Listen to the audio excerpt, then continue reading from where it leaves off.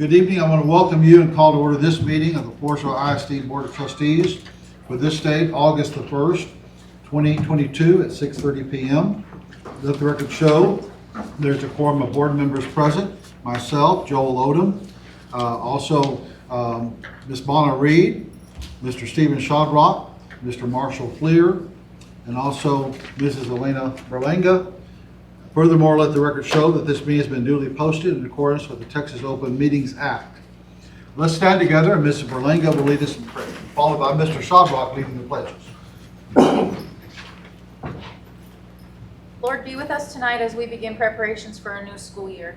We ask for your presence while we make decisions that will impact our students, staff, faculty, and families. Help us in making those decisions in the best interest of all of them. We ask in your name. Amen. Amen. I pledge allegiance to the flag of the United States of America and to the republic for which it stands, one nation, under God, indivisible, with liberty and justice for all. Honor the Texas flag. I pledge allegiance to thee, Texas, one state under God, one and indivisible.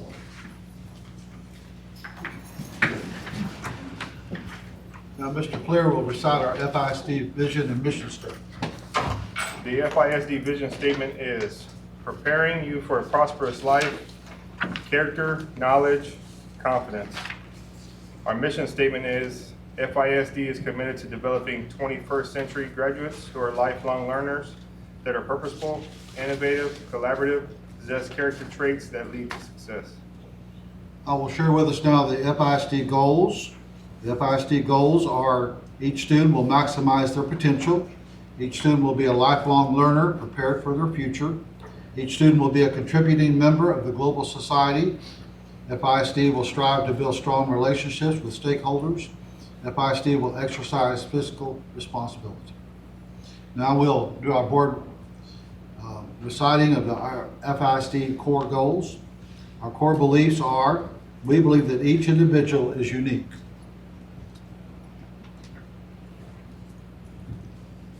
We believe the character, values are the building blocks of a prosperous life. We believe in a strong work ethic. We believe mutual respect is foundation for a safe and nurturing environment. We believe that helping one another strengthens our community. We believe education is a shared responsibility throughout the community. We believe effective communication is vital to success. We believe that lifelong learning cultivates personal growth. We believe that everyone deserves access to a quality education. We believe that in failure there is opportunity for growth. Okay, now Ms. Reed will recite our overview of good governance and code of ethics.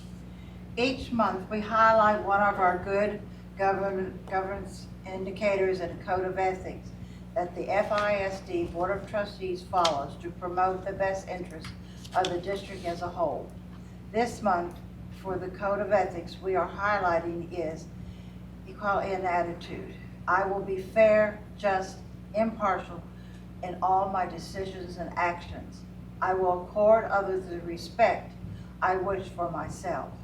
I will encourage expression of different opinions and listen with an open mind to others' ideas. Our good government indicator for this month is the board has a written plan for conducting the performance evaluation of the superintendent and establishing the appraisal instruments for the superintendent. All right, Ms. Petrie, do we have any public comments? Yeah, we do. All right. Yes. Ms. Diana Martinez is now with us. 6:30. Now we will have a recognition for Floresville North Elementary, and Dr. Gilstrap. So Ms. Brooks, if you please come forward with your crew, please step forward as well. So as a district, a few years back, we went to a program called Capturing Kids' Hearts. I've been a part of this organization with previous districts, and it is something outstanding that truly builds on the culture of a campus and a district and the relationships that are formed between staff and students, between staff members and colleagues, as well as student to student. And obviously at North, that they've done an outstanding job with this. And so we are very excited today to recognize Floresville North Elementary as a national showcase school for capturing kids' cards. Again, this is not an easy feat. It is from across the nation. This is not something that's local or just in Texas. This is a national recognition, and I know they've strived at this and worked at this for many years. I put in a lot of hours going through it and making sure they're establishing that, and most importantly, holding each other accountable and the students accountable for really doing it with fidelity. So I want to turn it over to Ms. Brooks and let her say a little bit about the program and how we implemented it at North. Well, good evening, school board, President Odom, Dr. Gilstrap. Dr. Gilstrap has asked me to share some information very briefly about the National Showcase School selection process. So after a rigorous evaluation process of looking at thousands of schools all across America, FNE was awarded this exemplary recognition for the outstanding educators who make a difference in the lives of children. The FNE staff demonstrated a focus on well-being, culture, and connectedness while improving academic outcomes. The journey started for us about 4 years ago with the district's priority of social and emotional learning. Our staff attended a 2-day session at that time and then has continued to attend annual training. We have a core group of teachers called the Caring Crew. I have some representatives here with me tonight. I have Ms. Bauer, who teaches 4th grade, Ms. Koenig, who teaches 5th grade, and Ms. Smith, who teaches 1st grade. They really assist all of the teachers with SEL lessons or implementing the framework, as well as they sponsor our Junior Caring Crew, which is the student version of them. And the students help implement these practices with their peers, and they act as model citizens or as ambassadors to our campus. For the selection process itself, we had 1 or 2 annual visits from our Capturing Kids' Hearts coach, and she either provided us feedback or more training. I also met with her monthly to kind of give a progress report or get any further guidance. Throughout the year, we surveyed staff, parents, and students, as well as submitted evidence of further student learning and increased academic performance. So as I said, Capturing Kids' Hearts is in thousands of schools across the U.S., and essentially the data from each of these surveys and the campus visits and then the evidence we provided placed us in the top echelon of these schools. Our coach, Alma Mueller, said that the National Showcase School status is really about using the framework that they provide and taking it to the next level. As she explained when she was last here, there's just something you feel when you walk down the halls at North Elementary, and that's what being a showcase school is. It's a school kids want to come to, parents want to send their child to, and teachers want to work at. So I'm very proud and humbled to work with the amazing staff at FNE, which is often led by these ladies. Their efforts really make my job easier, and as the evidence shows, it helps to make our students more successful. Congratulations, and thank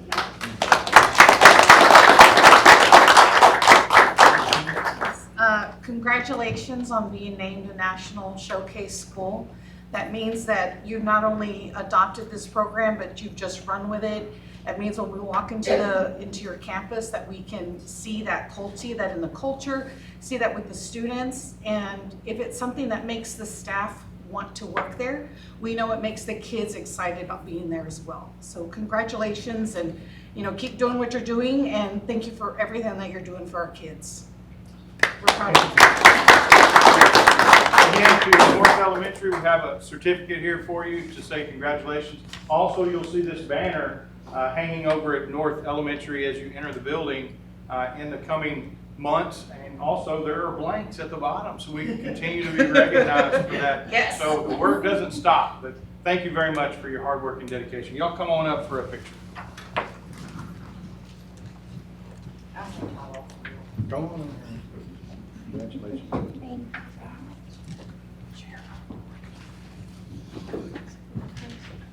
Okay, Center.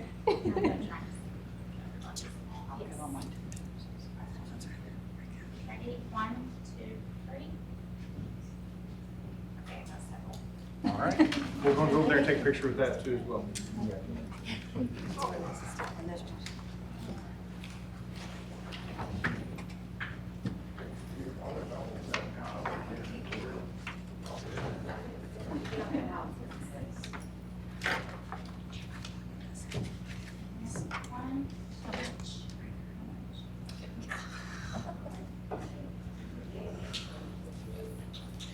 Thank you.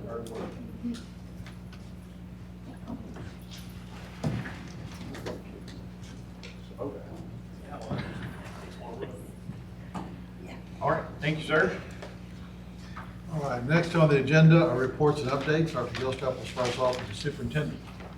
Yes, we do have a few things we want to give you a brief update on and then get into a security update. First of all, last week, the board and administration had an opportunity to get together to spend a little time building relationships and teamwork. Mr. Shodrock was gracious enough to host it last Wednesday evening, and so thank you to Mr. Shodrock and his wife for hosting us and putting up with us a little bit. And then on Thursday, we had an opportunity to get into really the nuts and bolts of how our districts operate and how our campuses operate with a meeting with our campus and district administration team. So we're really looking forward to kicking off the new year with those things already in place. As previously shared, each board member is required to complete a new school safety training. The deadline for that training is September 30th. And Alyssa has shared that information. If you have any concerns or questions about getting registered for that and getting that complete, please reach out to Alyssa for those details. The FISD Social Service Department will be hosting a back-to-school resource fair and school supplies distribution event here at Central Office on Monday, the 8th, from 9 to 12. This will be an opportunity for families to pick up needed school supplies to begin the school year. There's also an opportunity for students to receive immunizations as needed. So really, it's an opportunity for those students to make sure they're starting out ready and prepared for a new school year. Next Tuesday, August the 9th, will be our back-to-school bash at the high school. This is a great way to welcome back our students, families, and community as we get the new school year started. The board will have a fishing booth once again, and so if you're able to attend, we'd love to have you sign up for a time slot. The event will start at 6 o'clock, and we will have a community pep rally at 7.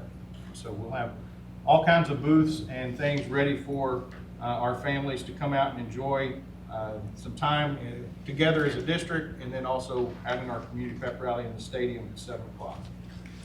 Middle school and high school will be hosting their campus orientations later this week, so I know both those principals are here and they're ready to go to get those sixth graders and freshmen orientated and welcomed back to school and ready to go for a new successful, not only year, but the years that they're going to be on those campuses. So thank you to those principals for having that ready to go. Finally, online registration is now open for returning students. As of last week, we were at 2921 was our total enrollment. Mr. Banzik gave me an update just a while ago. We are now at 3155. So obviously, we want to get that over 4,000 is one of the things that we're always striving for. To closer to 4,100 is really what we want to see. That was pre-pandemic numbers. I think we're on track to get there. Obviously, we're about 1,000 short, but in the last few days leading up to the school year, first day of school, is when we get a lot of those people completing that process. So if you know of anybody that has any questions, or if they have students, please ask them and remind them to complete that online returning registration process through Skyward Family Access. Just a couple of upcoming dates. Tomorrow we will have new teacher orientation at the middle school cafeteria, and all board members are invited to attend. Don't feel like you have to stay for the whole event, but you're more than welcome to come for breakfast, and then we're going to kick it off at 8 o'clock. And we'll do some introductions at that time, so we'd love to have you there for the beginning so we can introduce you as a board member, and then recognize those new teachers as they get started. Currently we have 63, is that correct? 63 new teachers that are coming on board. As I previously said, back to school bash is going to be on the 9th at 6 o'clock at the high school. And then finally we have district convocation on Friday, August the 12th. That'll be in the morning. Put 8:30, we're going to start at 9, but we're going to have breakfast served prior to that, so I encourage you to come early.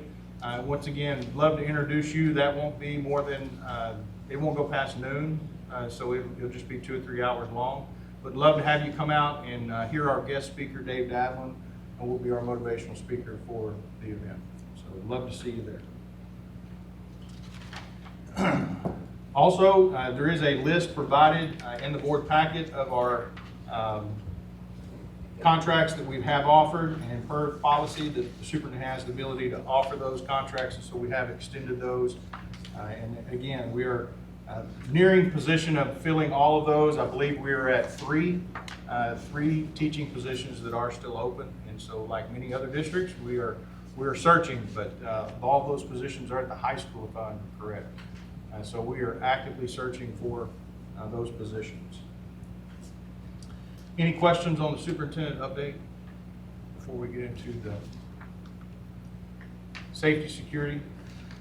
So board members, obviously, one of the things that's really in the forefront of everyone's mind right now is the safety and security of our campuses. The tragedy in Uvalde is one thing that really causes us to go back and review everything we have, which we review these things anyway, but now obviously we're reviewing them in a little different light, with a little different scrutiny. So again, we want to be with them, think about them, keep them in your prayers, but we also have to review what we're doing here in our district. So what I did, or what we've done, is completed this throughout the summer in conjunction with several members of our community, key stakeholders, especially those in response.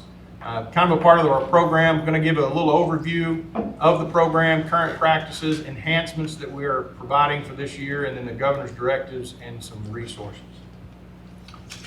So the FISD Safety and Security Program was developed with input from parents, students, staff, community members, law enforcement, first responders. Our committee, which consists of those individuals, also reviewed everything. And so whenever we get ready to implement anything, they are the ones that review that to make sure we are all on the same page. Those responders are key to provide a comprehensive and timely response to any incident. So we want to make sure that those stakeholders are involved and up to speed on what we're doing. The district monitors the program and seeks feedback to make improvements as necessary. We're always seeking feedback from any drills that we do, to any type of surveys that we do, any comments that come in or concerns. We always make sure that our committee gets that feedback and makes adjustments as needed. Elements of the program are not convenient. We've talked about that during the summer, and I've talked to that with staff and also parents and community members. There's nothing convenient about it. It's there for the safety of our students and our staff, and at times it may be inconvenient, but that's just kind of the nature of the beast. It is actually intended to be inconvenient. We want to make it less convenient for anyone to readily have availability to our campuses. So current practices, FISD does have its own police department. We do have 6 officers, 5 officers including one chief, and one chief, for a total of 6. Our priority is to continue funding training for a fully staffed and armed officer assigned to every campus. We want to make sure that that's still in our budget, and we are continuing to focus on that.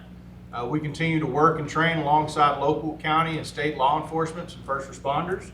Many times those trainings take place on our campuses, and which is really twofold. One, not only are we training with them in our response and how we're going to respond, but it also allows those first responders from outside the district to get to know our campuses and know in general where things are. They need to know if we're talking about an incident in the cafeteria at South, they need to have some knowledge of where the cafeteria is. So I think it's really beneficial in multiple ways. Also, our FISD police officers have direct radio communications with city and county law enforcement. So they typically carry, during the school day, 2 radios. One is for in-district communications and another one for out-of-district communications. And we use their dispatch as well. So we are readily in contact with them in a moment's notice. Continued current practices, controlled access. All campuses have video intercom systems, which we will continue to have that process. This requires a staff member to verify a visitor's identity prior to allowing them access to campus. Many times parents, they have to show their ID to the camera whenever they buzz on the front porch to make sure we know who they are, what their purpose is before we even allow them into the secure vestibule. Which is the next thing. All of our campuses do have secure vestibules so that people can't readily just walk in the front door and have access directly into a hallway, which is very important. We want to make sure we're directing them to the front office so that we can continue to properly identify them and get them the assistance that they may need. Also, all campuses have a 6-foot perimeter fence around them to restrict access. Monitoring, we do have over 560 cameras across the district, as well as buses. All of our buses are equipped with cameras as well. Every FISD campus routinely practices security drills, including lockdown drills. Not only are they required by law, but also we exceed that. And so we want to make sure that we are doing those drills.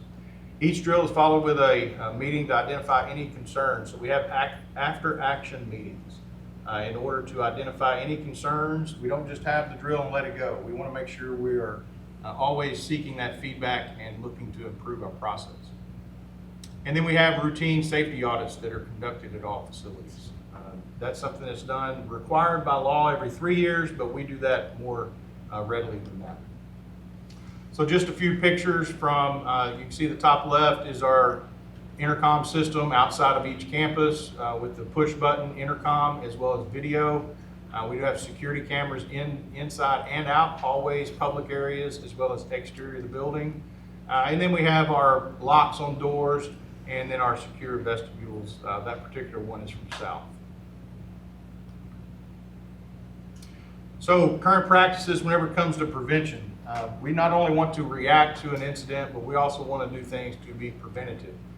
So campus staff is directed to be on duty, visible, and alert every day. So whenever our staff is out there on duty in the mornings, afternoons, they are directed to be not only present, but make sure they are attentive to what's going on, who's around there, and be ready to approach anyone that may be walking towards the building. Report concerns or incidents which can be done anonymously through the Stay Alert system or by notifying FISD personnel.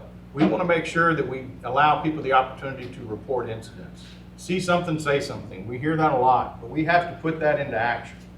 That right there is the key to being preventative. And how we do that is not only educate people, make sure they know that process is out there, but also building those relationships with them so they feel comfortable reporting those things, whether it's through a program like Capturing Kids' Hearts, or if it's just having that relationship between the community and the district, or it may be a board member.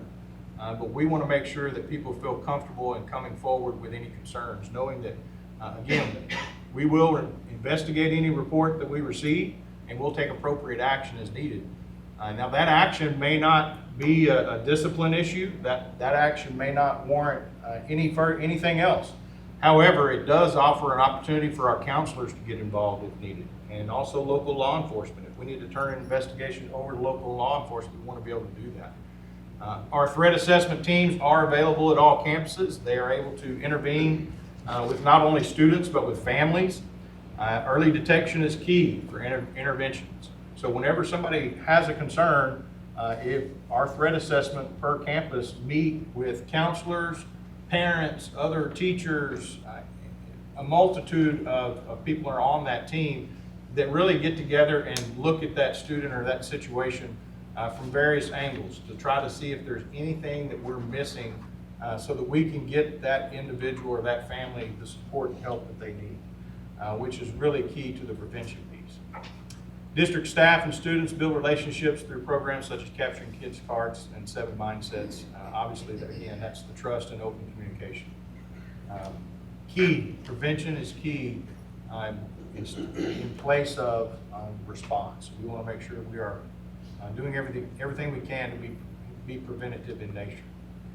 Again, you're going to see these two signs out there, see something, say something, with our information and our phone number, text number, email information, and also our Stay Alert, which is the system that we use for anonymous reporting. We want to make sure that not only our students, our staff, our family members, community members have access to this information so that they can report any incidents to the district or whoever they feel comfortable with, local law enforcement, county officials. We have relationships with all of them so that we can share that information and investigate things appropriately. So enhancements, restricted access. One concern that was expressed, particularly with South, Middle, and the high school, was access to that large, I call it one campus because really it's just one piece of property. So we have incorporated some additional fencing, incorporated some new gates as well as using existing gates, but we will be restricting that access to that area between campuses during the school day. Again, this is during the school day. So obviously for dismissal and for arrival, we will have to have people flowing through those areas. That's our process for getting kids in and out. But at those times, there are a multitude of people watching. There are parents out there. We have staff members on duty. We have police officers out there as well. But during the school day, we are going to restrict that traffic. All exterior and interior doors and locks have been inspected. They are operational. And so we are prepared to begin that, start that. We have to have an expectation for our staff members to make sure those doors are locked and closed behind them. Door may be operational, but if we do not check to make sure it closed, then we need to make sure that we're doing that. And if it's not closing, we need to secure it and report it so we can make sure it gets done. Exterior doors and gates will be checked daily. I believe the governor has come out and said that they need to be checked weekly. Ours will be checked daily to make sure all of our gates and exterior doors are secure. All campuses have key card access. It's no longer just having a key to get in. It's no longer having a punch code to get in because those things can readily be shared. Now we have key card access to all of our campuses, which is good because it timestamps who's coming and going. It also allows people to have access, and if they lose the key card, it's a heck of a lot cheaper to replace a deactivated key card and replace it as opposed to having a building rekey. So that's very beneficial. Exterior window coverings have been installed in various areas. This is something we're going to continue to work on, but multiple campuses are now making sure that we are getting some. And it's nice because it promotes school pride as well. Some of those decorative tents are being installed at some visible areas, but most importantly, it keeps the people from outside looking in. And so we want to make sure that we are doing that and getting to that point. Also, Knox boxes. Knox boxes are designed for commercial properties as well as schools. It is an exterior lock box, basically a smaller safe that mounts onto a wall outside or around an entrance. And in it, you can put anything that you would like to put in there. Typically, it's keys, but our first responders would have access to those Knox boxes. So should an event happen, they have access to that building, every door in and around them. It will allow them to not have to wait on that key. It may be a little difficult to see. This right here is a map of the gates around South Elementary, which South Elementary is here, middle school is down here, high school being here with the stadium. One of the concerns expressed was access to this area back here. So again, during the school day, we will have a gate installed here. This is a new gate. We are having to move a gate to here. So that right there is going to restrict any traffic from B Street to go behind the school, which is one of the things we wanted to make sure we were doing, cutting that vehicular access off to areas behind the school. Also, back down here, this right here was an open road. There were some standards out there to keep vehicles from driving through it, but we now have stretched a fence across there to keep foot traffic from coming and entering that area as well. So again, not real convenient for some of those people on that in that neighborhood as far as getting to campus, but obviously we need to make sure we are restricting that access. A gate will now be closed here at South. And so what that does, along with these three gates, are all going to be secure. So now a visitor to South Elementary will have to come off of 97, and the only access they would have is to this parking lot to get into South Elementary. So they would not be able to go behind the middle school or back down Tiger Lane during the school day. For the high school, once school starts, we are going to close this gate at 97. And that's going to restrict any kind of vehicular access by the gym. And then down here at the portico, we are going to put in a guard shack. So that will be a manned station, and we need to have that manned because we will have vehicles coming and going down Tiger Lane because of our students that drive.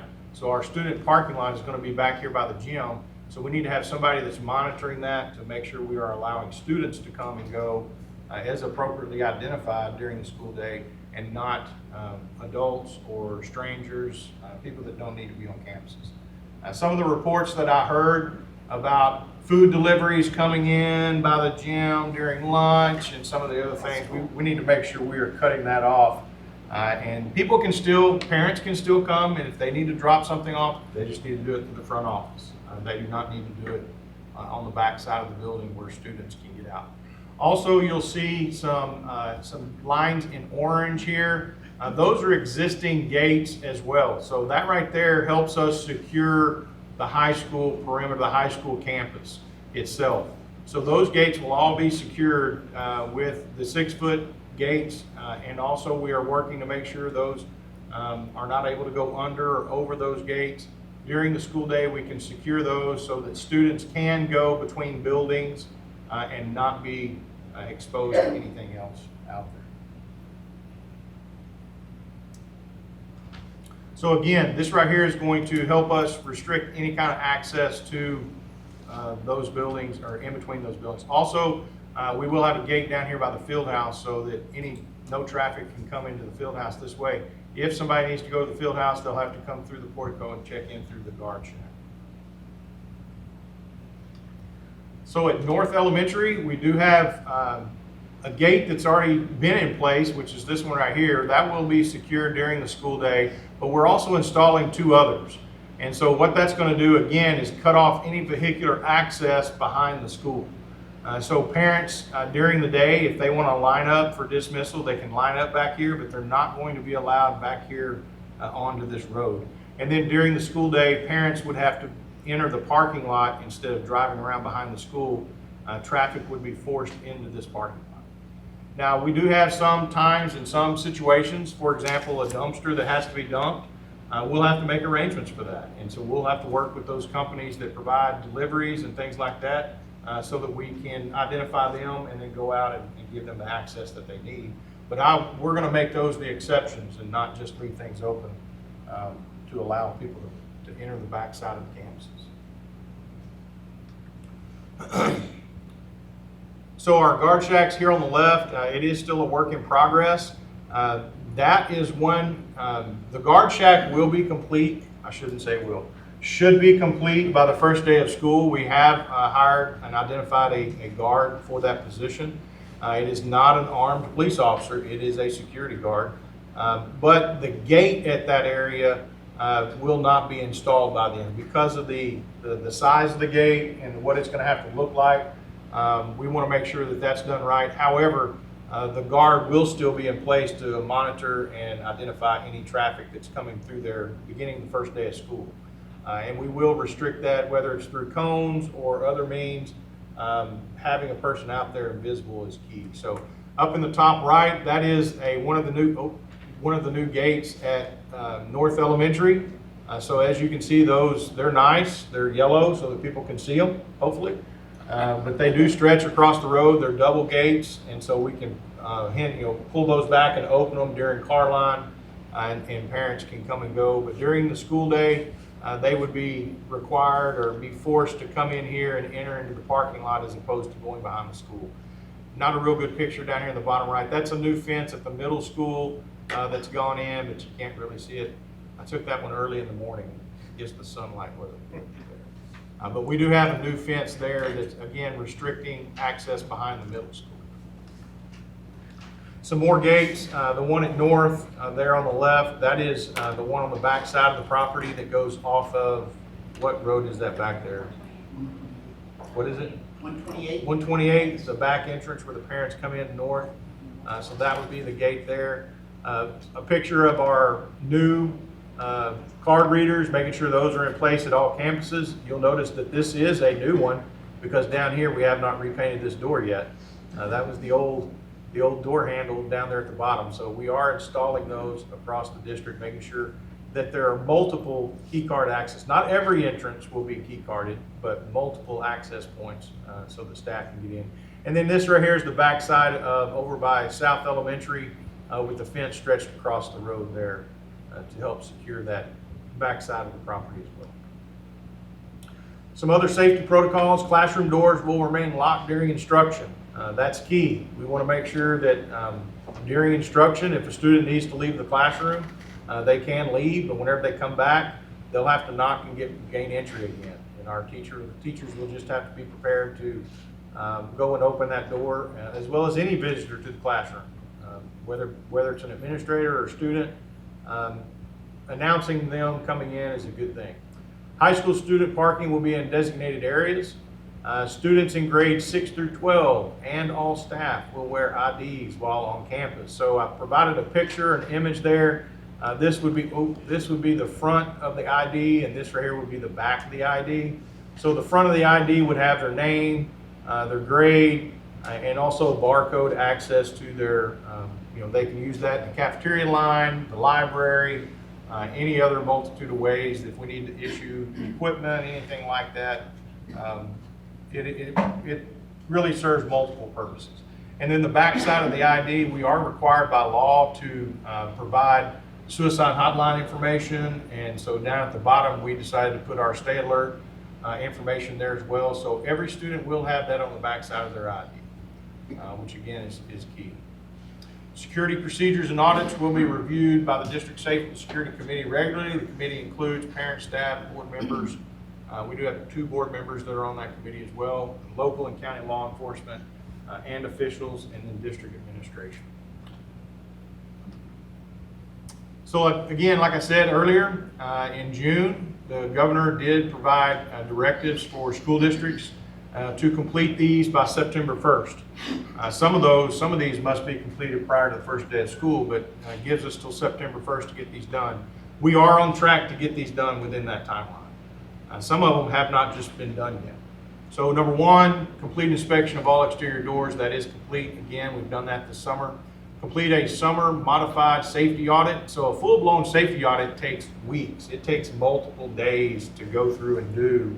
And obviously that's why you do it every 3 years. But a modified safety audit allows you to be able to do that in a shorter amount of time. So that is still in progress. We are completing that.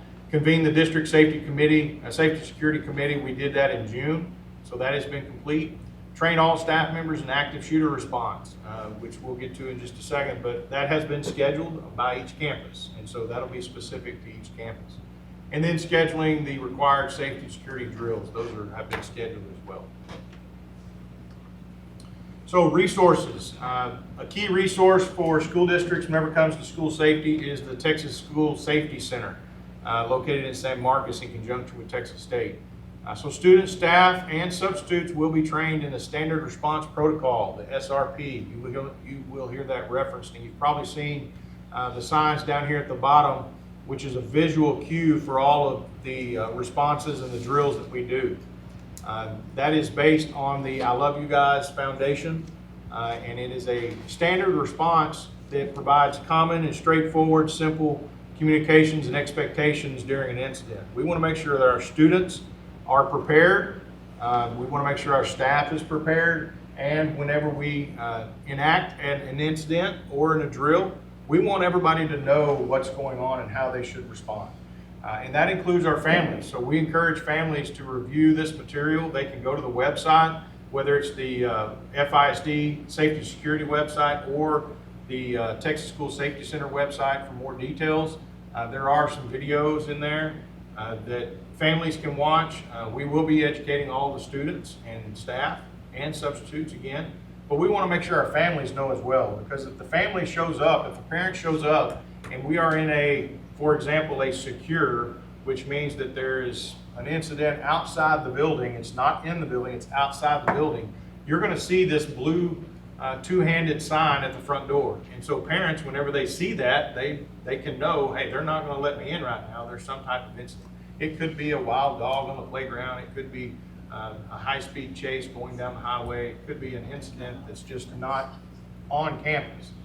So our parents need to know that. Our families need to know that not only are we drilling those things, but we need their cooperation as well whenever these things happen. That's going to be really key. So we just ask for our staff members, our students, our families, hold us accountable for it. We want to make sure that we're doing this right. We want to make sure that we're giving feedback but also for your patience as we implement these changes and allow more time. Whenever you come to campus, it's not going to be, let me run in there and sign my student out. It's going to take a few minutes to get in the door. It's going to take a few minutes for us to double check everything to make sure we are following our protocols. So please cooperate with us in the interest of security for our campuses. Board members, again, this will be shared with the Wilson County News. We did have a 2-page flyer that I shared with them, and that flyer will also be going out to families and staff members tomorrow in an email, just so they are aware of what we're sharing out with our community. Again, we are wanting to be as open as we can about what we can disclose. There are certain aspects that we cannot, like how we respond, the specific details of our response. We're not going to share that openly or publicly, but we do want to make sure people know we have these things in place and we do have protocols that we are going to follow. Does anyone have any questions regarding our safety security program? I do. Go ahead. I just had a question. The picture, the first photo that you showed, one of them was the door. The one in the middle. Yes. Is that the high school? That is the 200 wing at the high school, and actually, as of this morning, we are fencing that off. Okay, that's what I was gonna Correct. ask. I did not get over there and take a good picture of it, Okay. and so I could not get it into the presentation. But it is going to be, now that'll be an 8-foot fence because of the location of the fence next to it. You can see it over here to the Yes, side to keep it's people higher up. from climbing over that. One of the other concerns that the high school staff expressed, as well as students, whenever I talked to students, was that particular door. The proximity to 181, the location of our theater classrooms and kids having to leave that building and walk across that street to get to it, and also the student parking that was out there. And so we are addressing those from all 3 angles. One, we are securing that door. We are going to build a fence around it, out from it, and it will have a panic bar for egress. So for fire purposes, we have to be able to, we can't chain it and lock it. It's going to have the panic bar to release it. We did move the theater arts class to the 800 wing in the old library, if you're familiar with the high school. So it is now back in the building, so students will no longer need to leave the building to go to theater arts. Right there by 181 is a big concern. And then obviously we are addressing student parking. And so we are identifying any reason why a student needs to walk in or out that door. But I do know that in the past, a student would arrive at school, they would park, they would go up there, they would knock on that door until some student would just open it up and let them in. And because they didn't go up to the front and sign in. Yeah, or they go out and go across. Or they go out, and of course, whenever I talk to staff members were concerned, and their concern was, whenever I see that student walk out, are they going to theater arts, so they have a legitimate reason to go? Are they leaving early because they're an early release student, so they don't have class at the end of the day, so they're going to the parking lot? Again, legitimate reason. Or are they walking over to Sonic, skipping class? Whenever somebody comes back into the building, are they a late arrival? Are they coming back from theater arts? Or do they really have no business being in the campus? Again, us having IDs will assist with that. So yes, that door right there was one of the key concerns, and so we are addressing it. Thank you. On the IDs, are you gonna have something on it that, like maybe a little color bar for those that are early release? So we are working through that. We used to do that before. If you're early release, they had a yellow or somewhere like under their name or something. So with us doing the 5x5, their schedules could change per semester. And so we are trying to identify either through student ID or potentially through their parking pass that goes on their vehicle. That may indicate whether or not they're a late arrival or early dismissal. Yes, ma'am. The threat assessment team, Yes. who are the individuals assigned to that team? Are they the decision makers, or are they escalating issues, concerns to you or someone else for that? So I would let Mr. Schroller speak to the specific members of the team, but I will say whenever those things get escalated, they are escalated to professional counseling, or if we need to seek somebody outside the district to assist with a student that needs additional support. So, Mr. Schroller, who are the members of the team? It is a school administrator, myself, a campus counselor, Chief Brooks, our social worker, and a teacher that has some training in special education is the team. And so if we determine if the threat is credible, non-existent, we come up with a action plan for that campus. And then usually MCOT is called and they make the final determination for a transport to a mental health facility for further assessment. Who's MCOT? It is like Camino Real, so forth. That's who makes our final, they say, yes, we need to transport this student off campus if we feel he or she is a threat. So it's Camino Real. And where is the parent in this? They are, when we have the meetings, they are involved. We try to require them to be in person, if not, they're on the phone. And so they have a say in the determinations. So a child is not going to be removed from a campus without the parent being aware first? That is. Without the parent signing off on something? Yes, Well, form as well. There may be incidents, so if a student is making a threat to commit suicide and we are unable to get a hold of the parent, we still have to take action. And so there may be a point in time where we have to seek outside help. That's what I was talking about earlier. We have to seek outside help because that night, we can't just let the kid walk home. We can't put the kid on the bus. They're showing signs of, and saying they're going to harm themselves or others. We cannot do that. And so if we are unable to contact the parent, then we take other steps. The Knox boxes, are those done yet? They are not. They are not in place yet. We have ordered those, but once they are in, we will be getting with local law enforcement to have those. But we'll have to install them, but local law enforcement will be the ones having a key to the box Do we have itself. an ETA on that?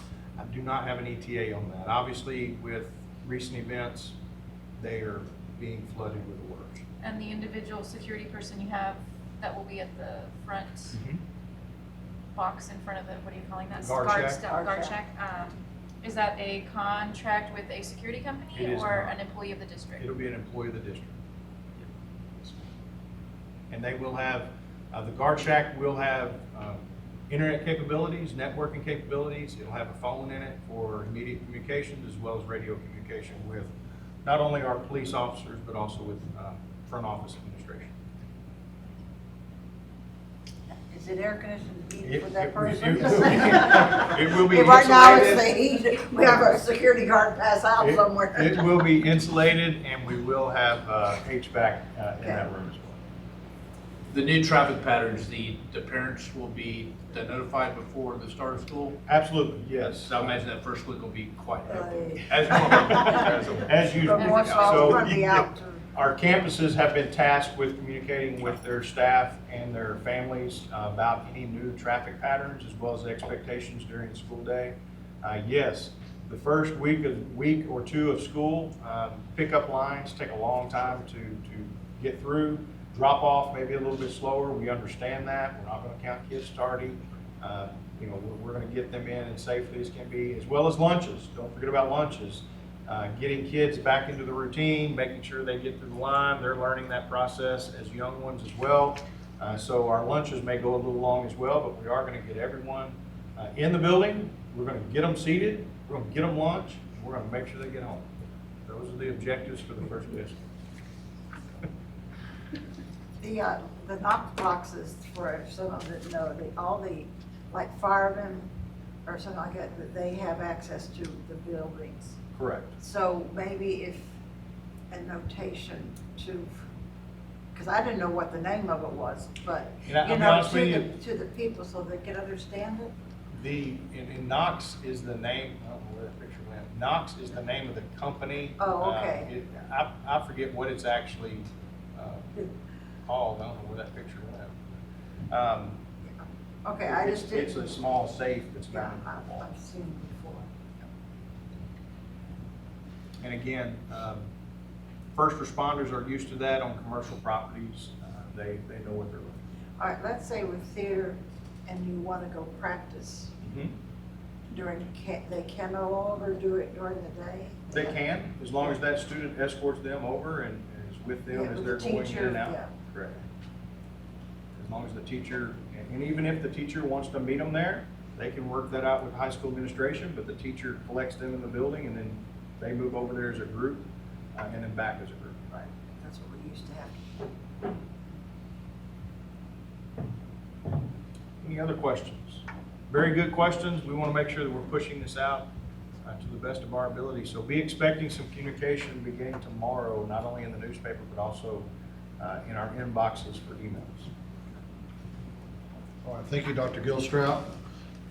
Next, Mr. Schroeder will report on the 2022-2023 FISD student handbook.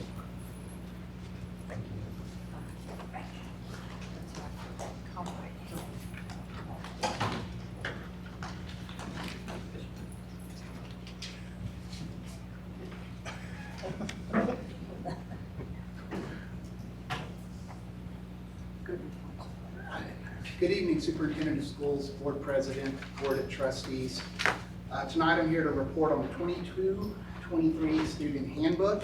Campus administration worked closely together this summer to make changes to this year's student handbook and to ensure all required information was included. Included in your packet is the district handbook for the 22-23 school year, as well as the summary of the 10 changes made. One change this year was a new state law requiring a parent to give consent or opt in prior to the student's participation in human sexuality instruction. Second, state law specifies that a parent has the right to examine instruction delivered in person, virtually, or remotely, and the district shall provide login credentials to the student's parent for any learning management system or online portal they wish to view. Third, the State Board of Education rule has been amended again to allow districts to set an official attendance taking time at any point during the instructional day.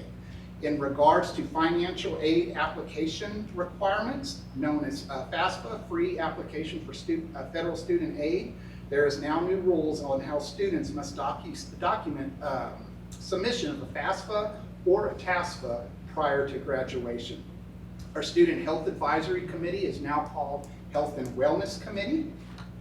Through our DOI, which stands for District of Innovation, the State Board of Education requires a district to offer credit by examination opportunities at any point during the year to a student who is homeless or in foster care who transfers into the district after the beginning of the year. We have created a credit by exam handbook that is viewable for our students and parents. In accordance with our DOI, our District of Innovation Plan, the district will be exempt from state law requiring that a single person at each campus be designated to serve as the campus behavior coordinator. Basically, this change was made due to having just one person responsible for student discipline at South, at North, at Middle. It's just simply too large because of the number of students. So we just have now all of our APs and our administrator. This year in our student handbook, we have included a district grading policy guideline. The purpose of these guidelines is to reduce variance in our grading practices across the district and adhere with policy requirements. Also in this year's handbook, we have included language regarding the wearing of student identification cards in grades 6 through 12. Lastly, finally, in regards to students who are homeless, we have added additional information to the district website that can help families who are homeless. The majority of the 10 changes to this year's student handbook were made by TASD along with most of the verbiage. Administration from each campus agreed on the changes for this year's student handbook. Board, are there any questions to the changes made this year for our student handbook? The discipline part, where is that? 'Cause it used to be a long time ago, we used to have discipline in there. Where is it? Student code of conduct is where the discipline falls. Yes, ma'am. And again, this is pretty much all mandated by, yes, ma'am. We can make some revisions and provisions, but for the most part, it is all. Very little on state. Yes, Strictly ma'am. legislative. So board members, the student handbook and also in a second, we're going to hear the employee handbook. Those two items are not for board adoption. They are for board review. So thank you, Mr. Schroeder. Here, a future agenda item, and the upcoming agenda item is the student code of conduct. Okay, thank you. Ms. Miles? Yes, so next on the agenda, Ms. Stonish will report on the 2022-2023 FISD employee handbook. Good evening, President Odom, Board of Trustees. You'll see tonight in your board packet and I believe Dr. Kilstrap sent it out in a previous board update. You also have a hard copy there at your tables. A copy of the Floresville ISD 22-23 Employees Handbook Changes. It's the yellow highlighted page. And I'd like just to point out, this is the shortest handbook update I've ever done. It was not a legislative session this year, so the updates to the employee handbook that are recommended by TASB are very, very few, just 3 this year. Starting on page 24, the part in yellow was added in regards to medical certification. The district may now require medical certification due to an employee's questionable pattern of absences if deemed necessary. So that has been added to the employee handbook. For Is it COVID reference, related? I'm sorry. Is that COVID related? It could be COVID or any kind of medical situation that an employee's just missing days. The district can now ask for medical certification. Medical certification meaning? Do you have a reason for your absence? An employee says, oh, I have a chronic illness. From something Well, from a doctor a or just doctor. their statement? A doctor. So some type of medical certification from a medical professional. In regards to public information, there was just a reference added to board policy GB, which refers to the public information program. That's a legal policy. And lastly, which is a practice that Floresville ISD always already practices, added the line that the supervisors who have not been designated by the board cannot accept resignations. So only the superintendent or the board of trustees can accept resignations from an employee. If a supervisor is handed like a letter of resignation, like a principal, they are instructed to then turn that in to the superintendent. Are there any questions about those 3 updates to the employee handbook? Thank you. Thank you. Mr. Schroeder now will come and he's going to report on both the community solar farm at Floresville North Elementary and the energy conservation program. So, board members, before Mr. Schroeder gets started, previously, a board member had asked a question about where we at with the solar farm and with our energy conservation. It's been about a year, so thus the purpose of this report this evening is to kind of give you an update now that we are a year into this process. So, Mr. Schroeder. Thank you, Dr. Eastrat. Good evening again. Here we are. FISD partnered with Phelps and NextEra Energy Resources 30 years ago. The community solar farm became fully operational in July of 2021.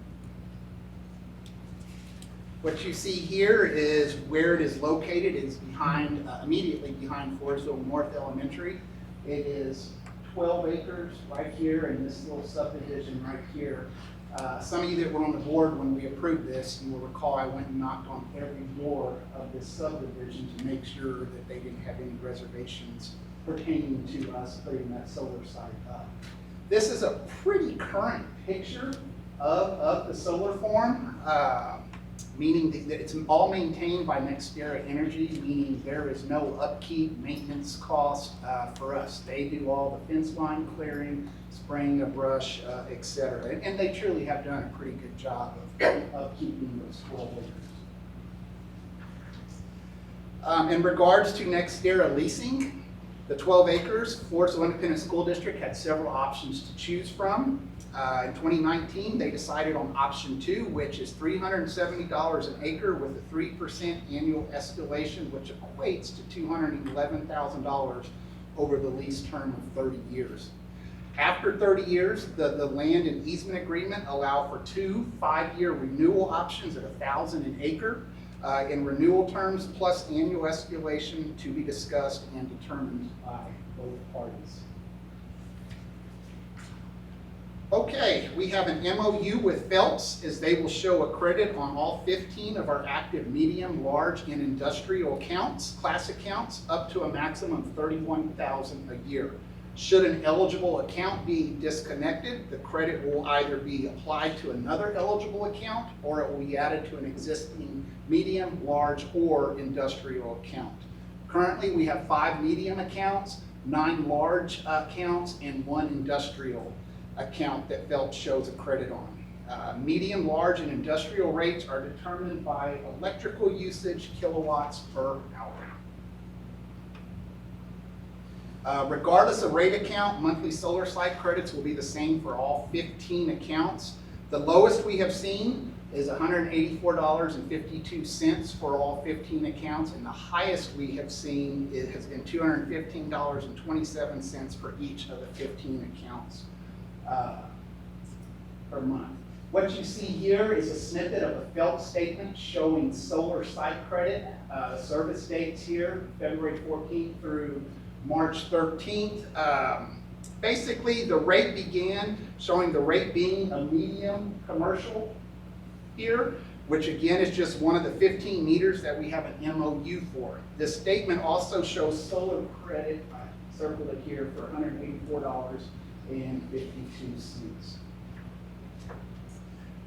With that said, remember this project became fully operational in July of 2021. Our total savings earnings thus far is almost $35,000. On another note, field trips were planned by North Elementary, but then COVID hit. But field trips are being discussed again so they can learn about solar energy, so forth. Field trips that are open to all FISD's campuses will be led by Phelps and next year at Energy. In summary, 30 years of solar site credits on 15 accounts and the annual fee for the lease of property agreement, FISD should see a little over $1.1 million in revenue. That concludes my report. Are there any questions in regards to the community solar farm? So in a 30-year process, it's going to roughly equal 35, somewhere around, yes, sir. Yes, sir. And we had a lot of discussion. Some of you remember, well, what are we going to do with those 12 acres? And so that was the reason. Anything we can do to lower our electric bill was a big discussion. Thank you, board. Yes, I'm all right, round 3. If you'll pass that out, Ms. Alyssa, to the board, please. You'll understand why, because I'm going to have a slide that I'm going to talk to about that, and it was a snippet, so this would be easier for you to see. It's a Phelps summary. Okay, Bridgeway's energy update. Thank you, Alyssa. In 2019, Floresville Independent School District partnered with Bridgeway's Energy in an effort to reduce waste and increase the operating budget. Some of you may recall the presentation by Bridgeway's Energy and Unify back in 2019 that were on the board. Mr. Ryan Samuel, who is the Executive Vice President of Bridgeway, is here tonight. You'll just introduce yourself and say hello. Along with Dan Travis, who is with Unify as their regional manager. I meet with these gentlemen periodically, usually 3 to 4 times a year, on our partnership, how they can support us, how are things going, etc. They're also here should there be any questions you as a board may have that I may not be able to answer. Years ago, we had a behavior program to reduce energy waste that had limited success. It was more human behavior. Turn off the lights, unplug appliances when you leave, that type of stuff. This time around in 2019, we found a partner to reduce energy waste through optimization of systems, light changeouts, occupancy sensors, walk-in cooler, and smart water valves and HVAC controls for multiple sites. Zenergy and Unify did the project. Bridgeway owns the service level agreement. Okay, so what you see here is just an overview. Sorry if I'm your way, Marshall. It was board approved in July of 2019. The MESA is for 10 years. Forecasted to save $10,820 annually. We have a 10-year warranty on equipment, labor, and inventory. All service, repairs, renovations are conducted by Bridgeway through 2029. We, at the end of the agreement in 2029, we will own all the technology, hardware, equipment, upgrades, etc. Upon contract maturity, FISD can choose to self-maintain or choose to extend the agreement. What are some examples of those equipment and technology? Thank you. Yes, that's going to come in the presentation, and so just hang tight with me. We will get there. It's HVACs, it's HVAC control sensors, smart thermostats, building automation systems, different fan motors, etc. And the software to do the BAS, the building automation systems. Okay, so we have 17 meters with the installation of energy conservation measures. The data from these 17 meters are used to show how much electricity FISD was consuming before the energy conservation measures. That was our baseline versus consumption after the installation of energy conservation measures. Bridgeway is getting the data through Phelps, as we have a LOA, a letter of agency, that allows Bridgeway's Energy to communicate directly with Phelps to get information regarding our usage. So now we're getting into kind of energy conservation measures and what we have. We have a total of 9 facilities within the district that have received some type of software, HVAC, new HVAC units, technology, and/or energy conservation solutions. The changing out of a light fixture with LED lighting, 29-something thousand, isn't cheap. And Unify, they performed all those retrofits throughout the district. Security lighting outside. Unfortunately, we didn't get the LED lighting on Eschenberg Field, but we did ask for it, but they said no on that. So, but those are some of the things Dr. Gilstrap was asking, and I'll get more into exactly how they help reduce energy in our district. With that said, this slide speaks to how we are reducing energy consumption and how we are streamlining our systems to get more reliable and efficient operationally. LED lighting, as we know, it eliminates a lot of the heat output found in traditional lighting, reducing the overall HVAC load requirements. Occupancy sensors, they automatically turn on and off. Some of the restrooms in here have them, so forth.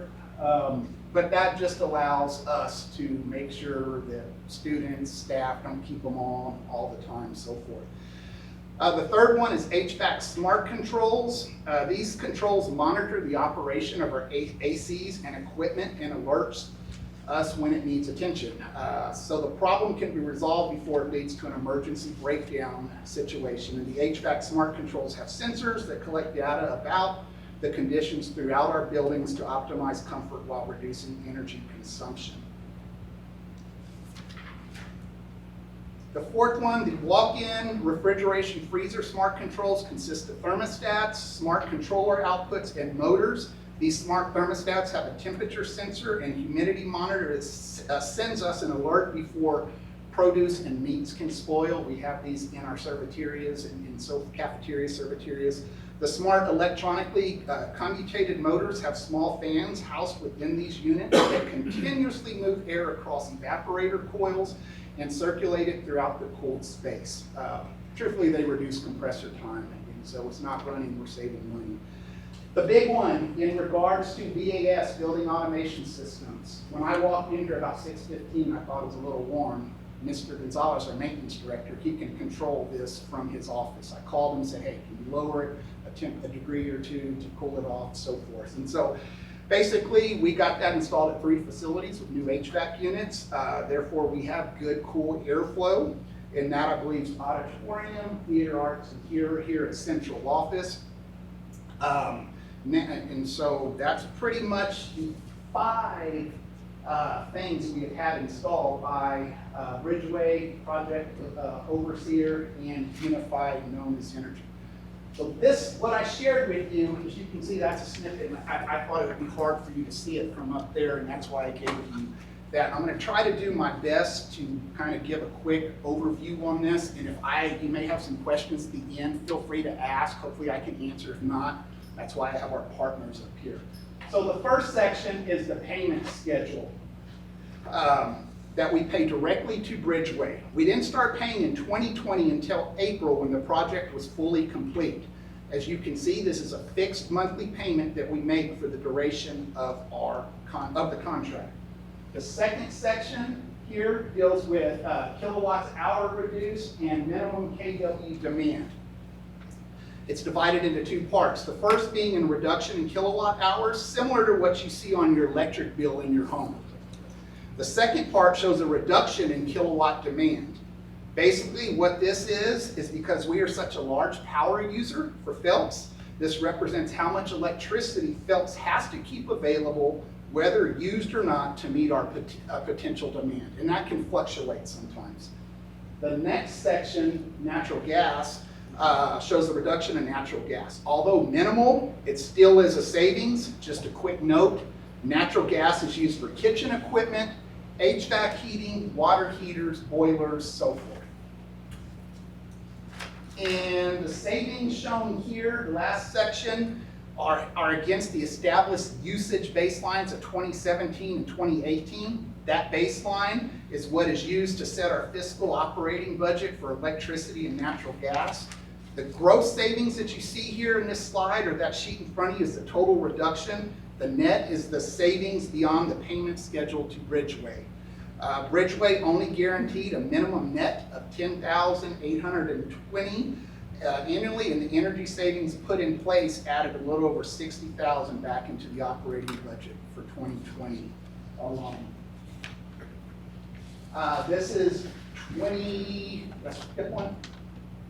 Nope.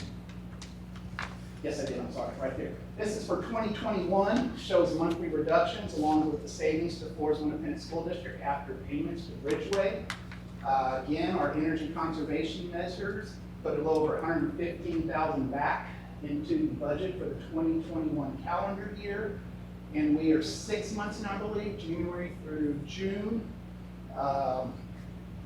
And so net savings a little bit over $25,000. So through June of 2022, we have already surpassed our annual guaranteed savings of $10,820. Keep in mind, board, this does not include a calculation for maintenance, upkeep, and different things like that, maintenance costs. Again, in 2019, when we agreed to this, Bridgeway's Energy, they front-loaded the cost of everything. That is the software, the hardware, all engineering costs, along with the labor. Unify continues to replace LED bulbs and change out any thermostats and controls as needed. FISD is paying for this over a 10-year period. We're currently in year 3. Again, any failures, replacements, and repairs are made through Bridgeway, all items warranted through Bridgeway. Should we have done nothing 3 years ago, our electric bills would have been much deeper had we made this investment. Keep in mind, when we make decisions like this, we have to look at the big picture, the long run. It's not a sprint, it's a marathon sometimes. And with that said, in summary, back in July 2019, the proposed net savings for this entire project for 10 years was $108,200.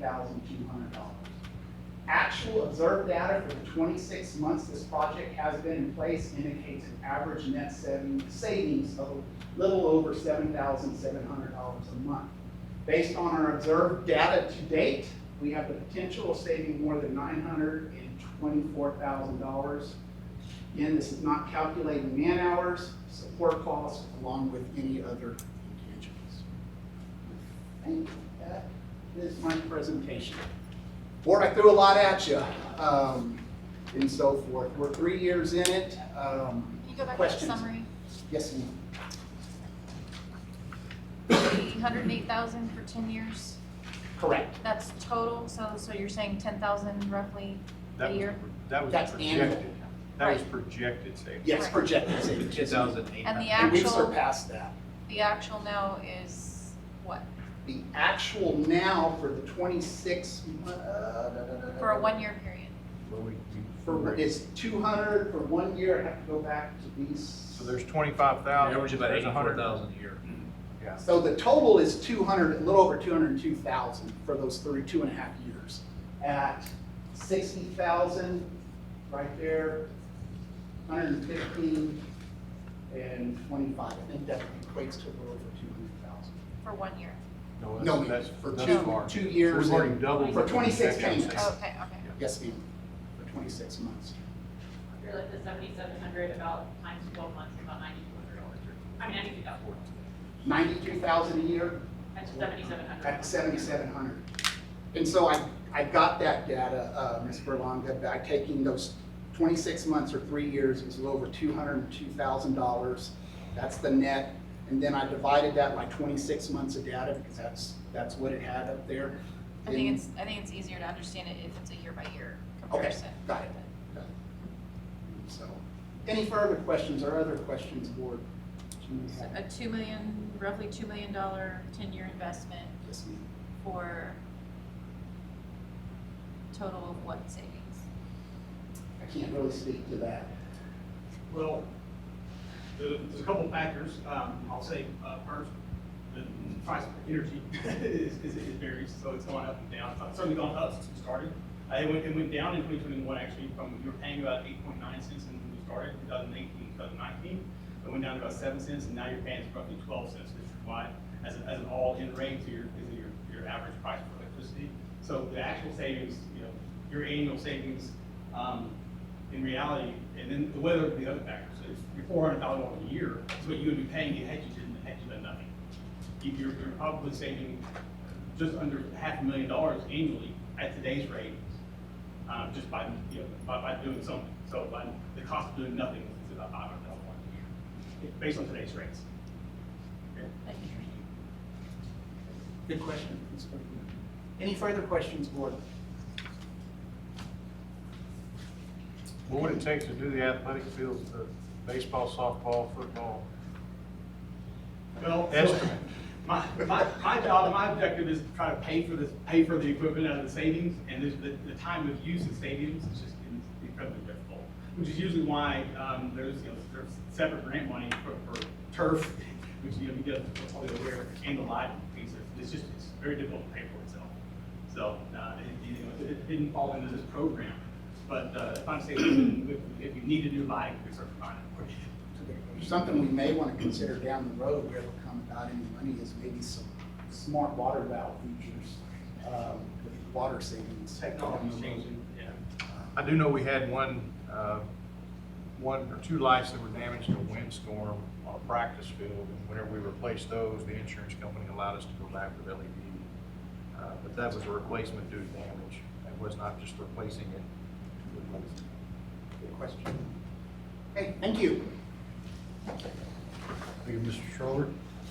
Next item is item number 5, action items. First action item is the consent agenda. Does anyone have any questions or discussions on the items on the consent agenda? So board members, there are a few items in there. The Region 20 commitments, those are the services we use with Region 20 in San Antonio. So that is a typical yearly agreement. Resolution on hazardous traffic conditions, that allows us to receive some additional funding for transportation allotment for students inside the 2-mile range from campus if it's a hazardous road condition, which obviously 97, 181, those are hazardous to crossing those streets.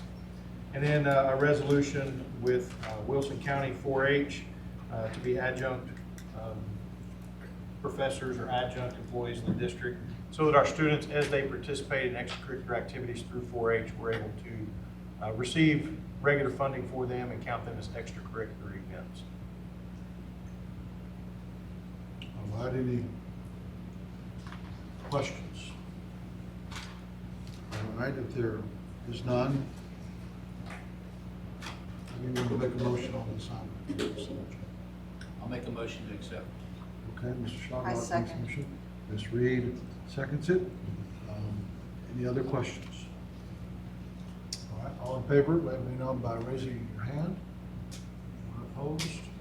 All right, motion carries 6. Next action item is to consider approval of the district improvement plan and strategic plan 2.0. Dr. Wade? Good evening, Dr. Oliva, Dr. Bill Scrapp, board members. Move this over here just a little bit. Mr. Blair, can you see? Okay. So tonight I will be presenting the request for approval of our strategic plan 2.0, which also corresponds to the goals and performance objectives for our 22-23 district improvement plan, which also requires your approval.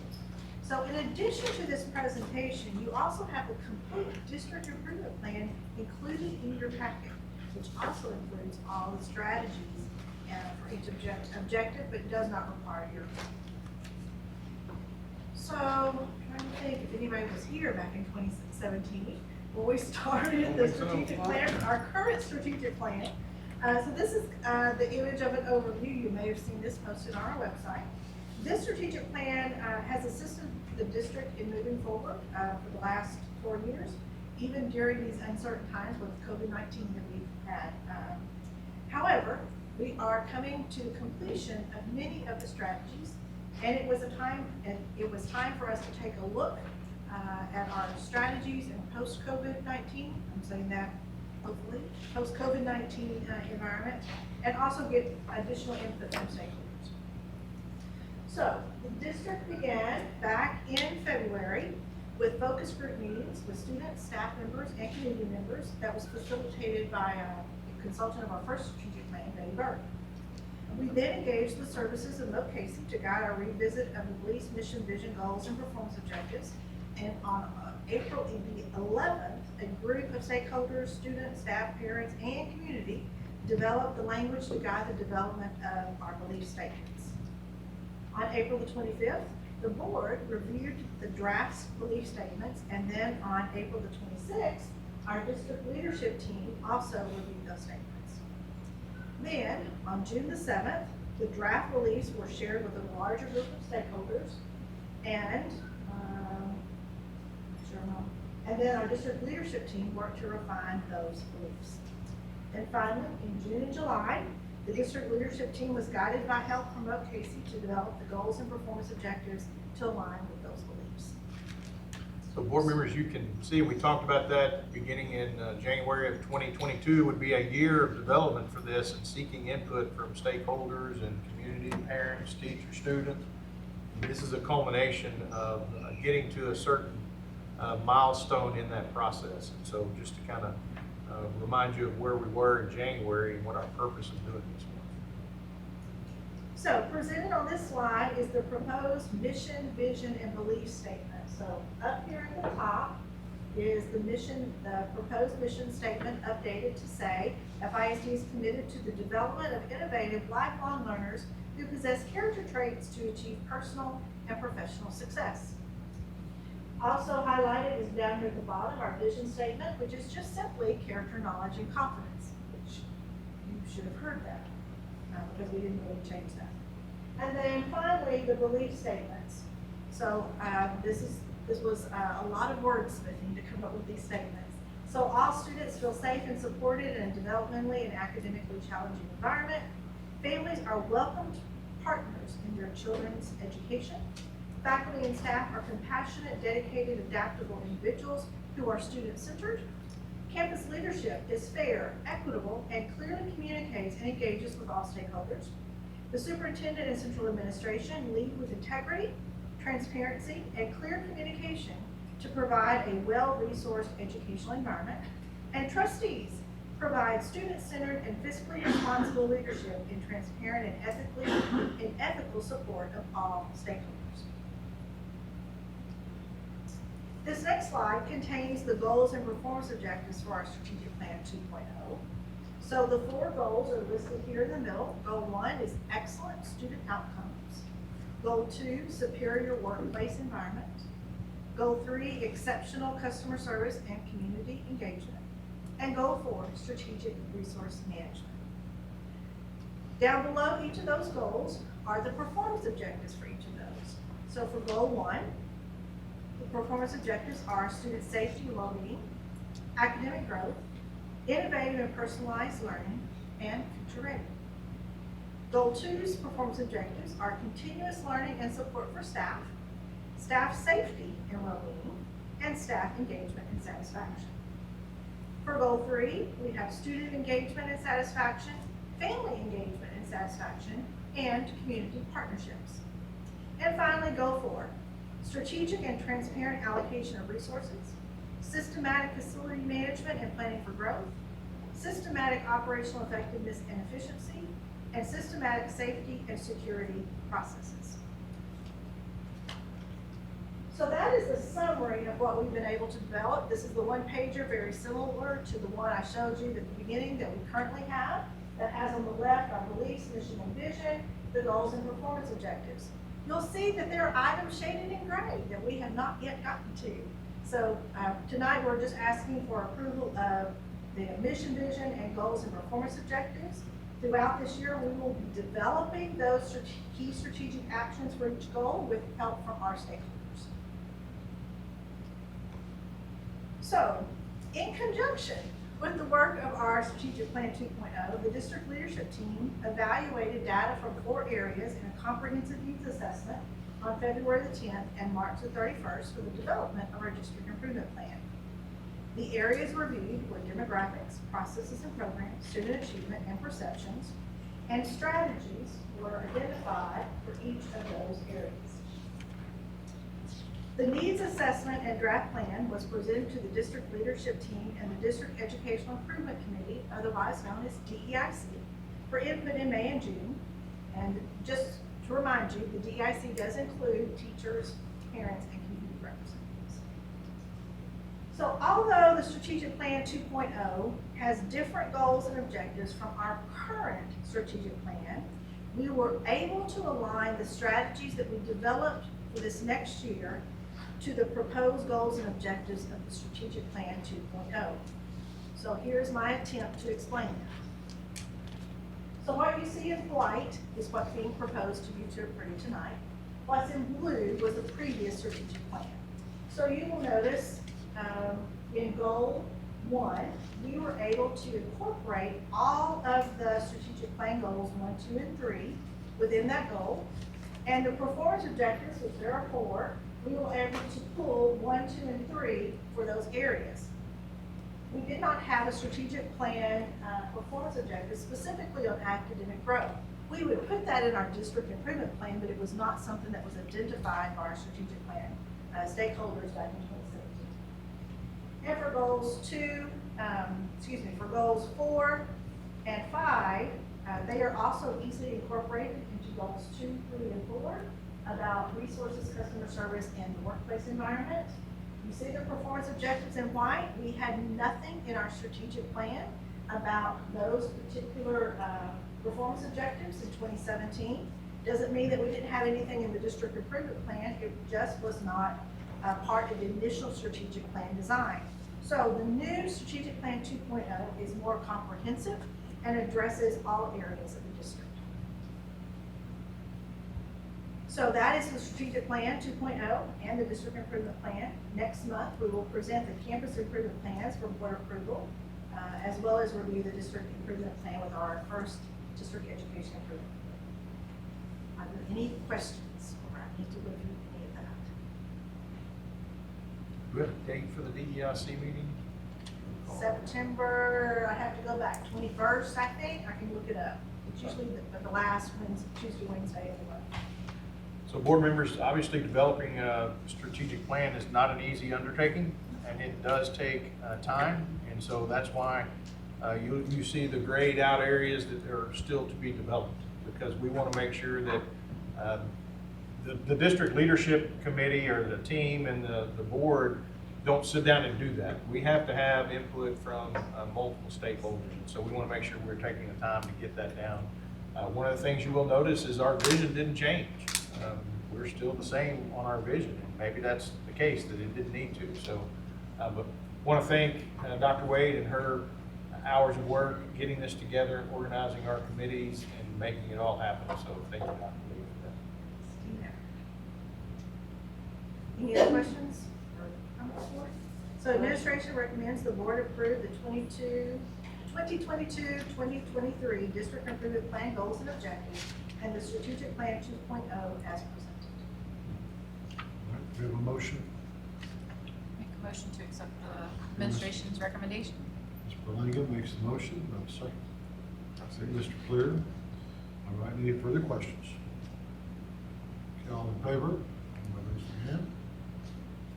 Any opposed? Motion carries 6-0. All right, the Next action item is to consider approval of the contract with VCFS Health and Human Services for 2022-2023 Head Start program, also presented by Dr. Wood. Thank you, Dr. Odom. For the last several years, FISD has partnered with the Baptist Children's Family Services, or BCFS, to provide Head Start pre-kindergarten for eligible students. So they must meet an eligibility criteria, which is actually a little more stringent than our criteria for pre-K. This support provides pre-K for both a 3-year-old class and a 4-year-old class. For 22-23, we are proposing 3 classes at both South and North, serving approximately 120 students. We also have our own pre-K4 class that is district provided and paid for. The classes operate similar to our FISD pre-K classes, but there are a few more requirements from the Office of Head Start. And then I've noted in your board packet the funding that we get from BCFS to support those classes. So, any questions about? And then in your packet, I also have a contract. I know it'd be done, but where do they meet?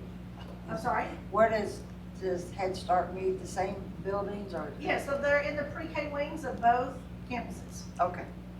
So unless you were a teacher, you might not know that you're in a Head Start classroom. Parents would probably know because there's some additional supports that they receive through the Office of Head Start.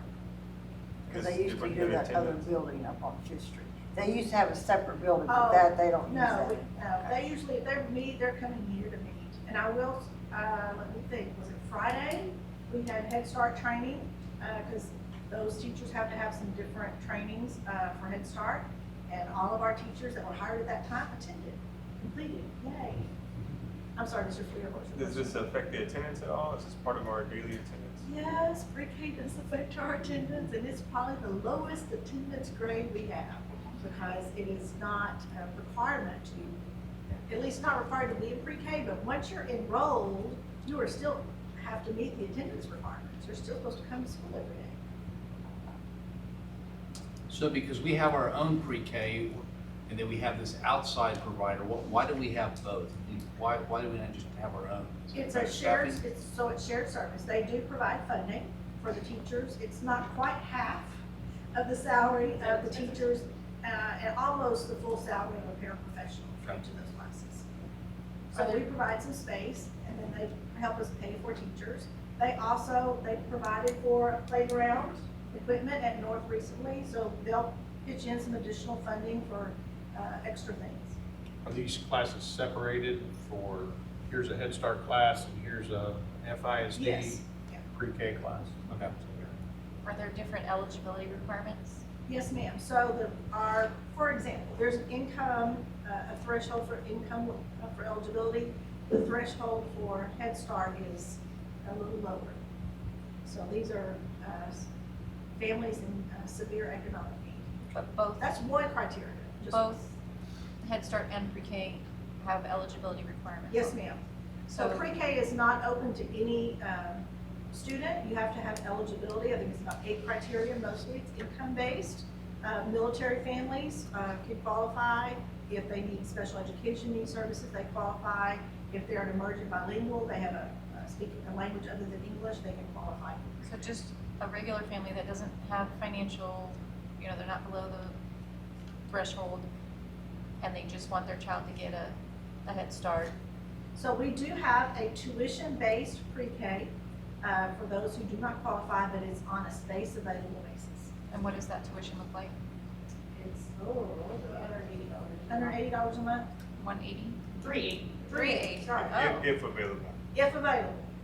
And I Because will, if we have a class with 12 kids in it, we have some space, so we can do that. It's Now, 380 for an outside cannot, person, and an employee gets, it's 300 for an employee's job.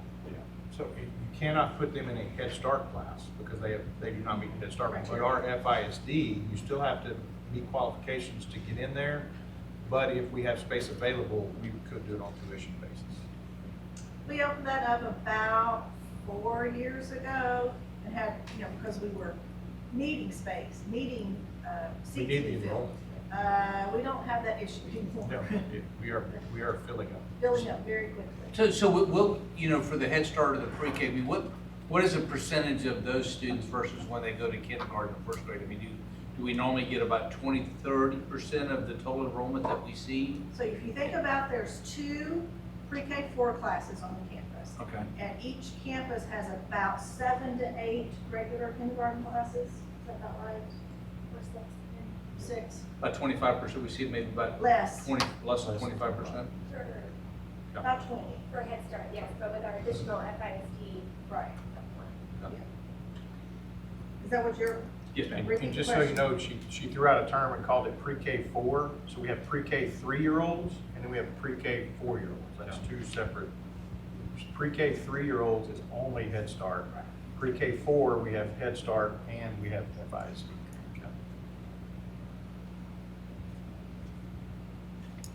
What other questions? And then some of them go to like Sacred Heart, right? So we share some private nonprofit arrangement with Sacred Heart, but there's not, the Head Start, pre-K, and It's all theirs funded. is just books, just They do not theirs. have. So what is the total enrollment for all of those Head Start, pre-K? So there's a maximum number we can put in those classes, I'm thinking 20. Per class? Per class. And you have how many classes? We have 4 total 4-year-olds and 2 total 3-year-old classes. And And that's that's, Head that's Start. with BCFS and us? No, that's just That's just- BCFS. That's all I'm asking for approval tonight. is Oh, BCFS. BCFS. So each, And the 3-year-olds is capped at 17. and we're, part of the requirement with the Head Start is we must provide also a paraprofessional and a person in time in the classroom, which is why they also pay almost the salary for a paraprofessional in that classroom. But, how many think, so at North and South, how many non-Head Start pre-K classrooms do you have? 2. About 2. So it's about, about half. So 4 total classrooms. And then just for comparison purposes, what are FISD's numbers? As far as It's still about 20 enrollment and class It's size? about 20 per classroom. They can, but if somebody qualifies for pre-K 4, throughout the year, we must enroll them. So it's not like, it's just like anybody else that comes to school to be enrolled. If they decide they want to apply and they meet the criteria, we must enroll them. So again, I'm sorry, the BCFS numbers right now, it's 4 of the pre-K 4 classes Yes. and 2 of the Pre-K 3. 3. Pre-K 3 is capped at 17. Pre-K 4 is capped at 20. And then what is the number for FISD? So we have 4 total pre-K 4 that are FISD, the same numbers. Okay, so it's 50/50.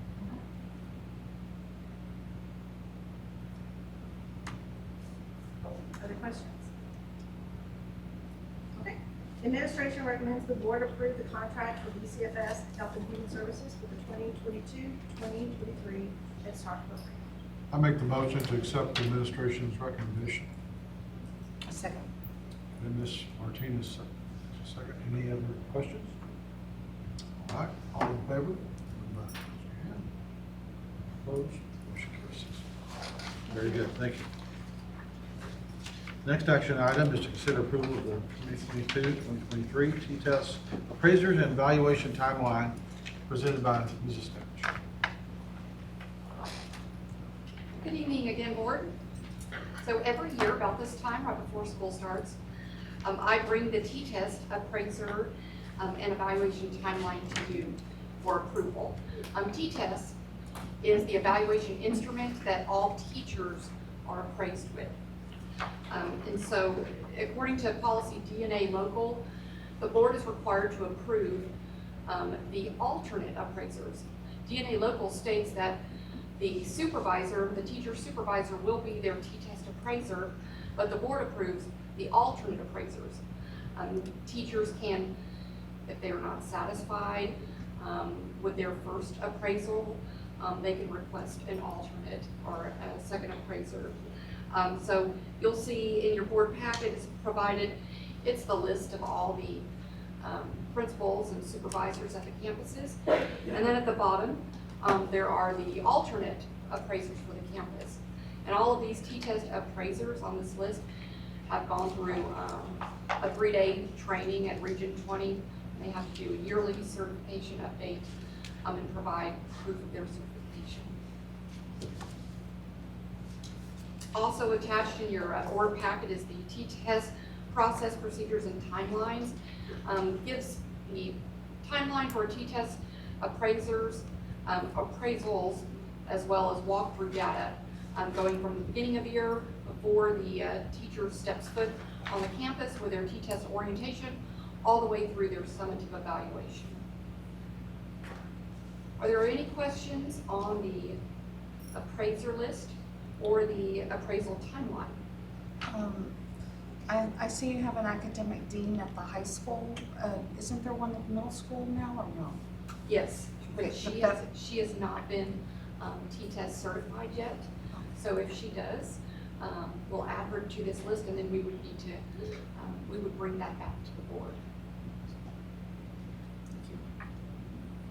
So board members, just a reminder that with our DOI, we do, or excuse me, not with DOI, with our recent policy update, teachers are not required to be T-test appraised annually if they meet certain criteria. And so again, we've already been through that process, but this timeline could be affected by that, and those employees that are going through that exemption year will have to sign and be notified of that. Just a reminder of that.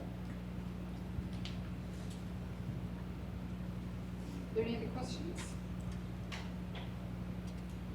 If there are no further questions, administration recommends the board approve the 2022-2023 T-test appraisers and evaluation timeline as presented.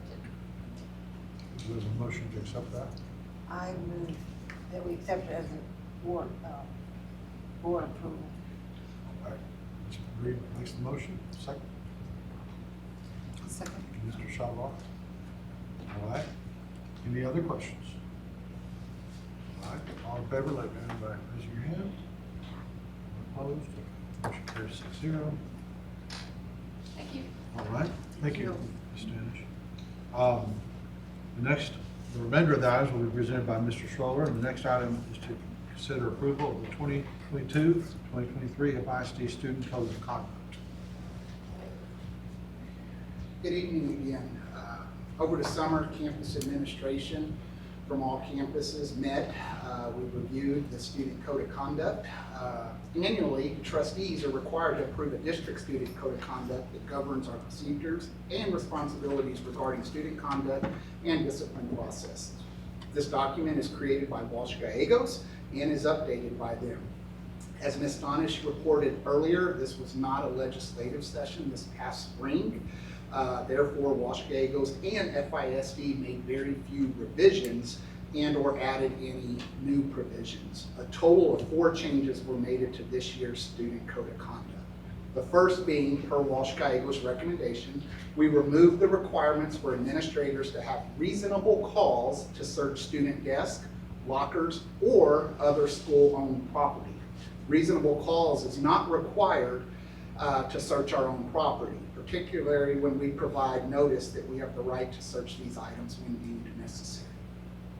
Second, per Walsh Gallegos' recommendation, we further clarified the language addressing discipline for offenses related to electronic cigarettes, contents of these devices, and related paraphernalia in order to support administrators' continuing efforts to respond to the ever-increasing prevalence of these devices and or device contents. This can be seen in FNCD legal and in the definition section of the document under prohibited misconduct in the student code of conduct under technology sections. Third, we added language to the offense involving cell phone usage at school and or school-related events to explicitly prohibit the use of cell phones to film other students and or staff members. And again, this is under prohibited misconduct under technology. And the fourth, we added, not Wash Gallegos in this one, but FISD, due to FISD requiring students in grades 6 through 12 having to wear student identification cards under the section titled Failure to Follow Rules, we added the verbiage, failing to provide proper identification upon request of a district employee. This new verbiage falls under general types of prohibited conduct. The Student Code of Conduct is designed to meet all of the legal requirements of Chapter 37 of the TEC. To ensure compliance with legal requirements as well as consistency throughout, the Student Code of Conduct itself, Walsh Gallegos, which is our legal counsel, highly recommended that we do not make many significant changes. And that is why you don't see a lot of changes, as well as this, again, not being legislative session this past. Any questions, board members? Cell phone usage in the classroom then is monitored by the teachers? I mean, for example, if a teacher is up teaching a lesson and a student has a cell phone, then that's monitored by the teacher and disciplined by the teacher himself. That is correct. Usually it's put the phone away. If I see it again, I'll confiscate it Okay. and so forth. Now, they do use their cell phones periodically for research, but it needs to be applied or used relevant to that content. Yes. That is being instructed. Yes, good question. Okay, with that said, administration recommends the school board approve the 2022-2023 FISD Student Code of Conduct as presented. We have a motion, I move to accept the administration's recommendation. okay, Ms. Second. Martinez and Ms. Berlanga seconds it. Any other questions? Okay, all in favor, raise your hand. Those not in favor, also raise your hand. All right, the motion carries 6-0. All right, the next action item is to consider approval of calling the November 2022 special school board election general school board election. I just skipped ahead. Single member districts 2 and 6. Thank you. On November 8th, 2022, the trusteeships of Bonner Reed, District 2, and Elena Berlanga, District 6, will expire. In accordance with state laws and local policies, a trustee election is to be held in November of 2022. The district plans to hold a joint election with the county of Wilson, which is a requirement for school districts. The district plans to contract with the county elections administrator to conduct the election. I believe this will be, don't hold me to this, I think this will be the 4th year we have contracted with the county. Prior to that, I believe we were with the city, but we made the transition to the county. In addition, in board book, I believe I shared with all of you the dates and deadlines for the November 8th, 2022 school district trustee election, along with the election order with the information for our FISD board president to sign. Any questions, board members?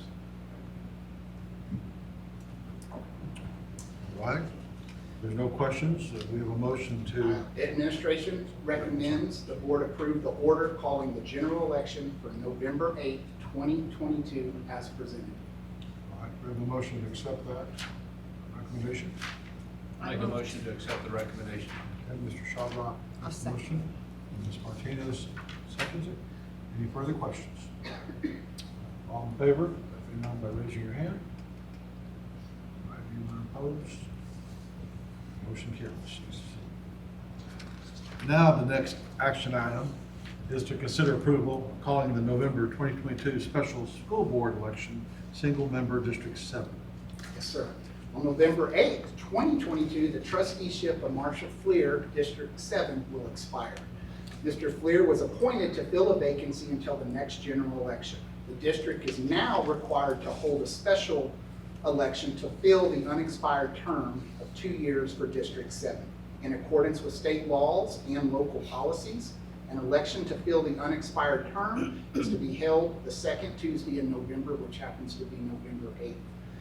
The district will be holding a joint election, hopefully with the county of Wilson, which is a requirement for school districts. The district, again, if approved by you, will be contracting with the county elections administrator to conduct the election. In addition, in board book, it was shared with you all the dates and deadlines again for the November 8th, 2022 school district trustee elections along with the election order with all the information for the FISD board president to sign. Are there any questions?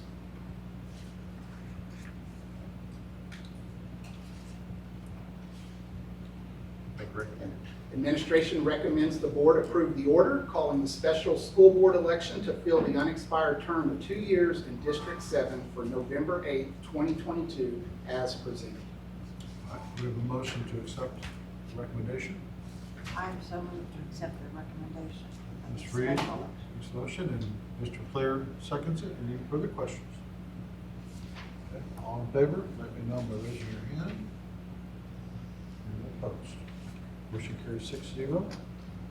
The next action item is to consider approval of joint election contract with Wilson County.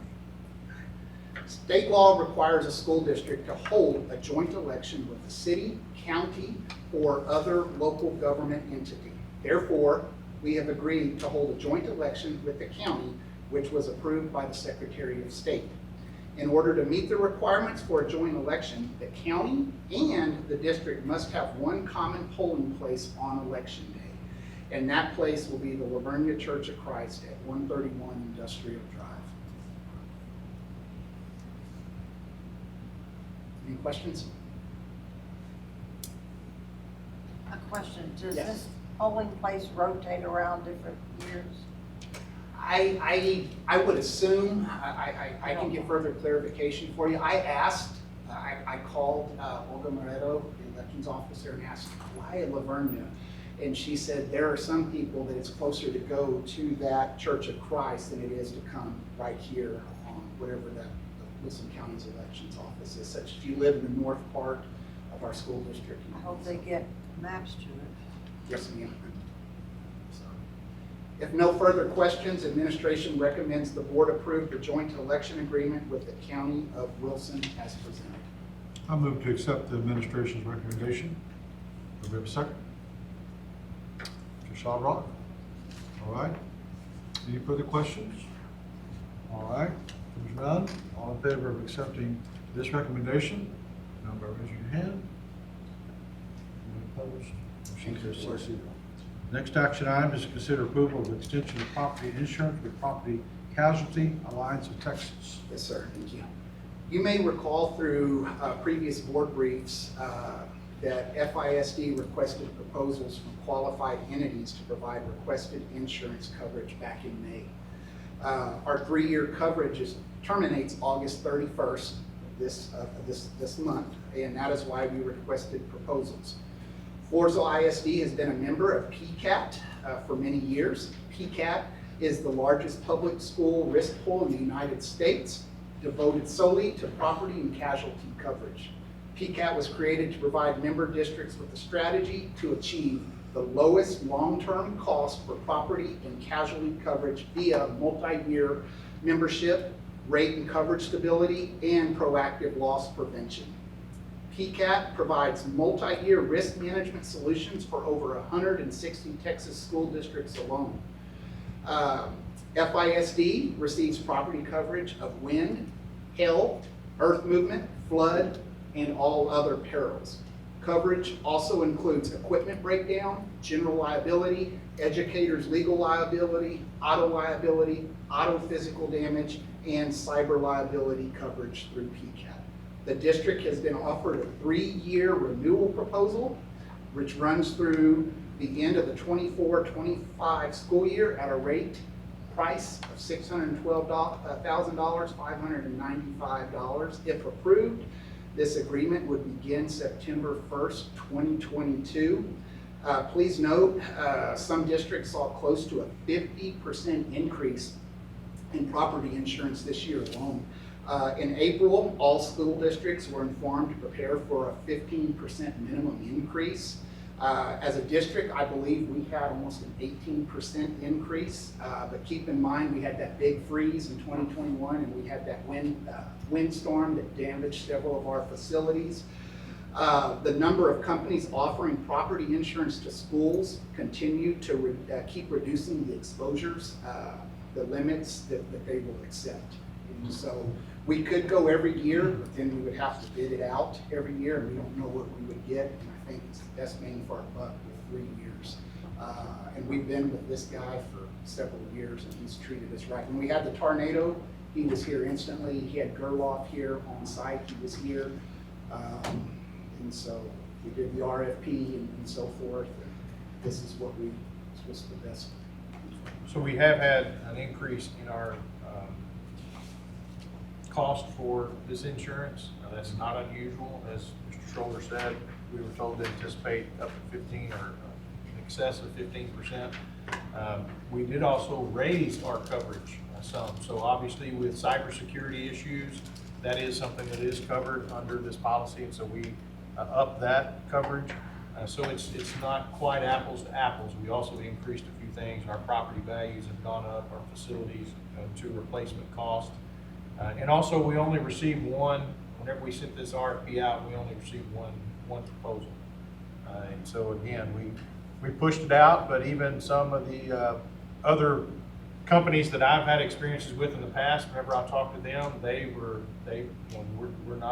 we're looking to, not step out there for those school districts anymore. They're looking to go other directions for business. And so we're really limited, getting to where we're limited on our coverage options. But it is very important that we have it, and it's come in handy. We've had our concerns and our issues where we've had to utilize that insurance. So.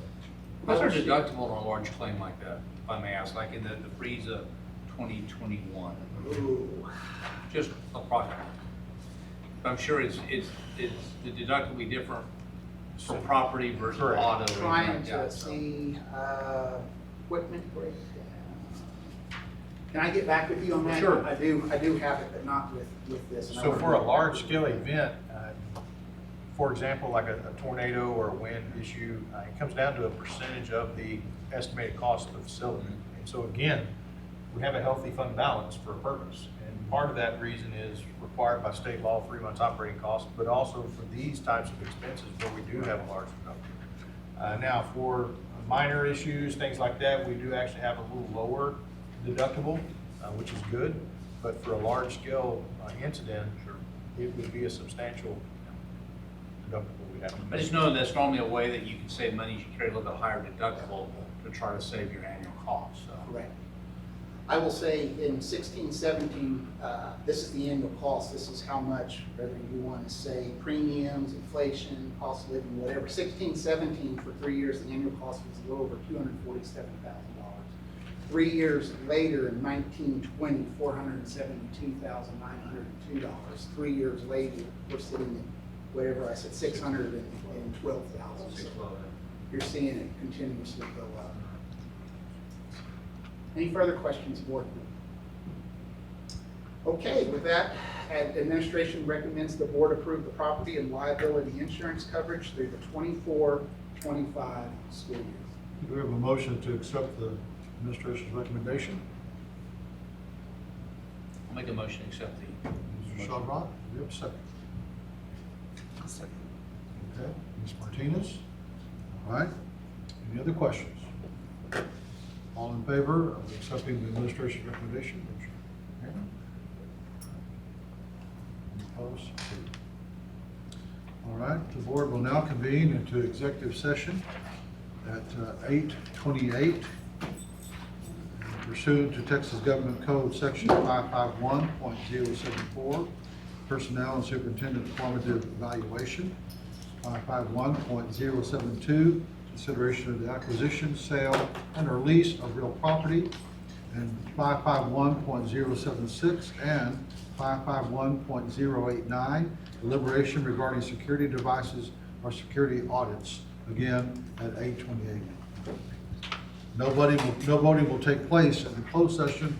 Any action the board wishes to take as a result of discussions in closed session will take place after the board reconvenes in the open meeting.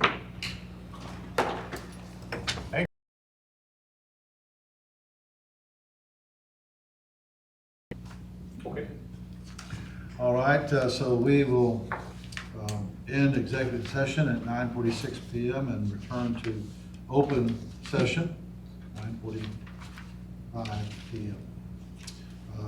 All right, since there are no approvals of items discussed in executive No, session. no recommendation. All right, then we've now concluded our agenda for this meeting.